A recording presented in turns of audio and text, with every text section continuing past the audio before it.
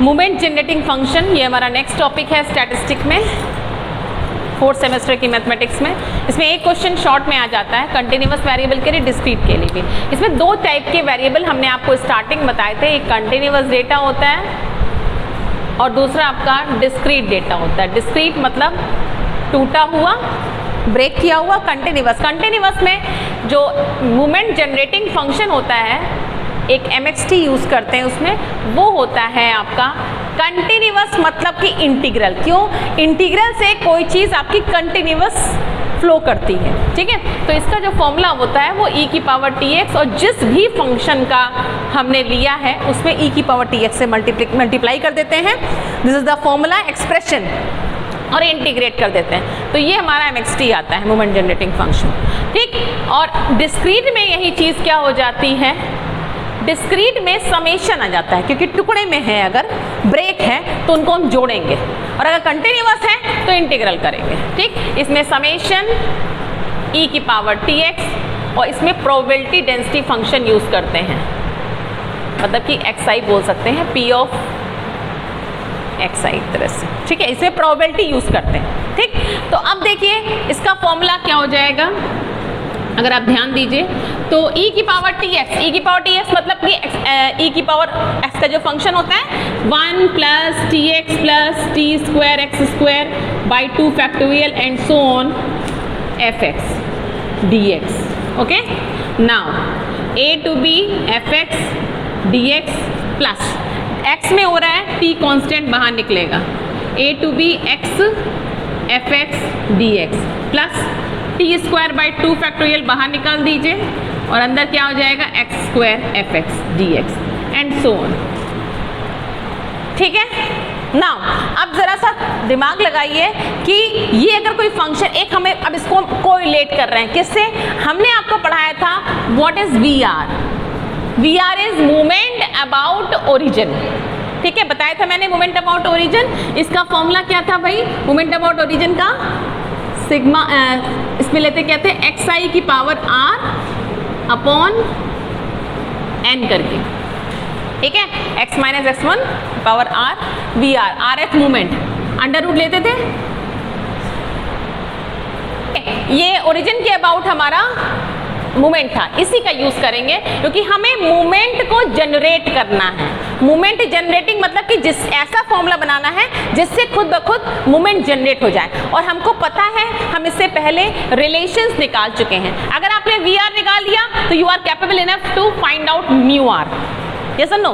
अगर आपको ओरिजिन के अबाउट पता है तो आप मीन के अबाउट भी निकाल सकते हो, रिलेशन बिटवीन जो हमने टॉपिक पढ़ाया है। तो अब देखिए इसको हम V0 लिखेंगे, ठीक। अगर हम यहाँ पे समेशन लगा रहे हैं डिस्क्रीट के लिए, ठीक है, तो यहाँ पे ध्यान दीजिए, यहाँ पे अगर हमारा समेशन के लिए लग रहा है r को 0 दे दो, r की वैल्यू 0 दे दो, तो यहाँ पे ये V0 निकलेगा, वो ये पहला निकलेगा, ठीक। अब ऐसे ही देखिए तो ये t है, यहाँ देखिए x इंटू दिस करा है, एक x आ गया मतलब कि r की वैल्यू 1, तो ये हो गया V1। नेक्स्ट t² / 2 और ये वाला जो हो जाएगा, एक तरह से ये देखिए ये समेशन में फॉर्मूला है। अगर आप मोमेंट का फॉर्मूला इंटीग्रल में बनाओगे तो ये आएगा, ठीक। तो इससे आ गया क्या V2 एंड सो ऑन, ठीक है। सो ऑन मतलब अगर आप देखिए तो एक आपका ये भी होगा nth मूवमेंट होगा, या rth बोल देते हैं, चलिए rth आपको सूट कर रहा है तो rth मूवमेंट हो गया, ठीक। सो ऑन क्यों करेंगे, क्योंकि एक्सपोनेंशियल जो होता है वो इनफाइनाइट सीरीज होती है, ठीक।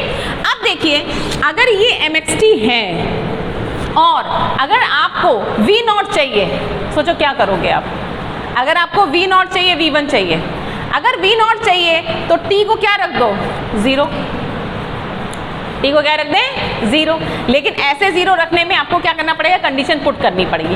अगर हमने कहा कि V1 चाहिए तो V1 के लिए क्या करो, अगर आप इसको t के रेस्पेक्ट में डिफरेंशिएट कर दो तो ये क्या आएगा, इसकी वैल्यू 0 और इसकी वैल्यू V1, सब में इन्वॉल्व हो जाएगा t, इसको छोड़ के।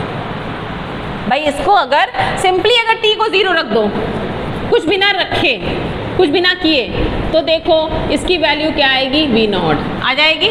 इसका मतलब MXT में अगर t = 0 तो पहला जाता है। और नेक्स्ट अगर तुम इसका डिफरेंशियल करो, किसका, इसका डिफरेंशियल करो तो क्या आएगा, डिफरेंशियल ऑफ t के रेस्पेक्ट में इसका डिफरेंशियल कर रहे हो तो देखो क्या आएगा, इसकी वैल्यू 0 और इसकी वैल्यू v1, बाकी इसकी t के रेस्पेक्ट करो 2t आएगा, बाकी सारी टर्म जो होंगी वो t कंटेनिंग होगी, यस और नो, t कंटेनिंग होगी।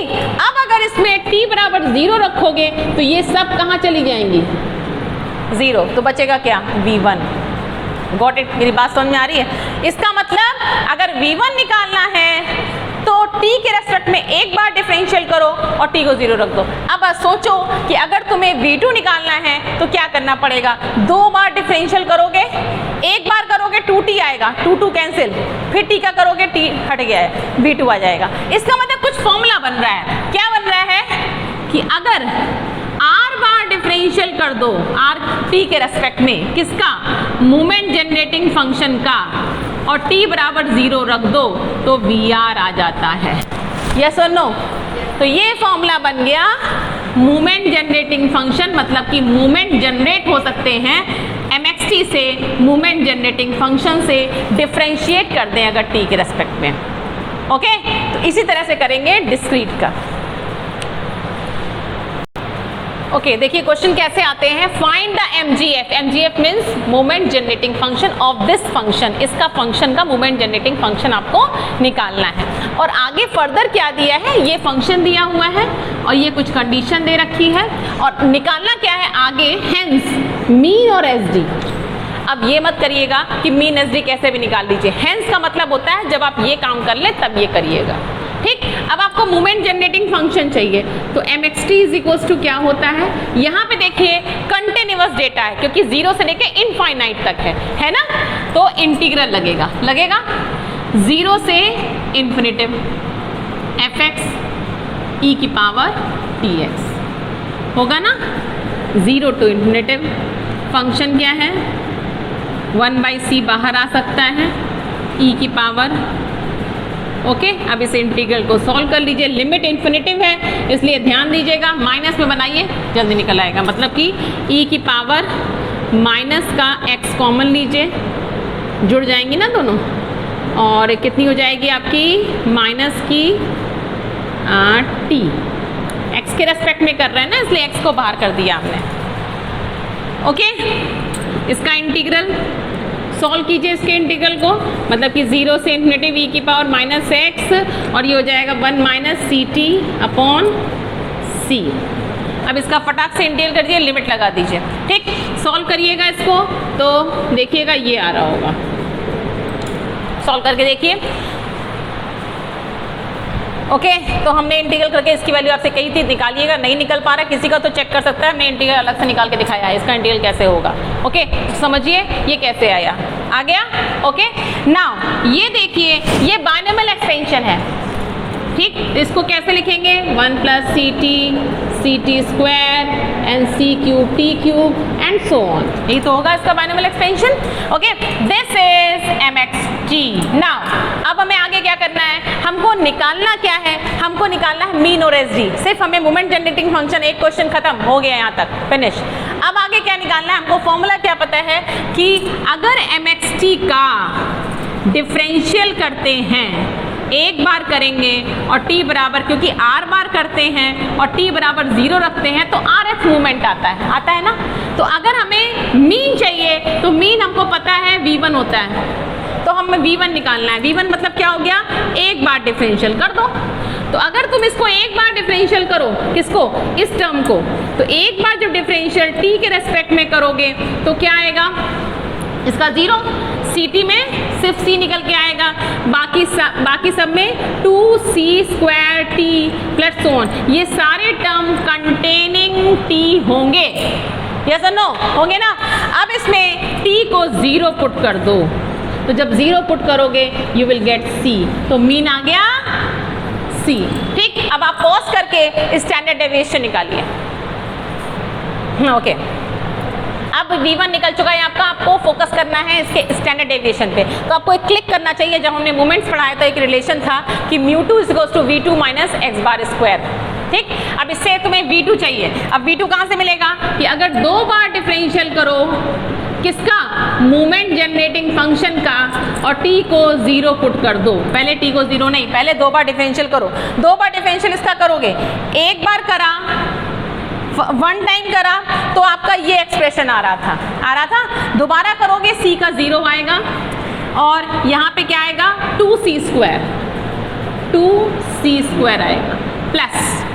ठीक, अब इसका एक बार करा था तो कितना आया था 3t²c³ यही होगा ना। दोबारा करोगे तो आएगा 6t और c³ एंड सो ऑन। ये जितनी टर्म होंगी वो t कंटेनिंग होंगी ना। अब जब t बराबर 0 रखोगे तो दिस गोज टू 0, तो फाइनली क्या आ जाएगा 2c², मतलब कि V2 की वैल्यू आ गई 2c²। और इसमें रख दीजिए अगर आप तो μ2। अब μ2 क्यों निकाल रहे हैं, हमें पता है μ2 इज द वेरिएंस। तो μ2 इज इक्वल्स टू क्या आ गया, यही लिख दीजिए भाई फटाक से। V2 की वैल्यू 2c², मीन की c², मीन स्क्वायर की c², तो ये आ गया c²। तो इसका मतलब μ2 जो आ रहा है वो c² एंड μ2 है क्या, μ2 इज स्टैंडर्ड डेविएशन का स्क्वायर, क्योंकि μ2 होता क्या है, μ2 is nothing, μ2 is variance. Okay, SD कितना आ गया C। इस तरह के क्वेश्चन आते हैं। Thank you.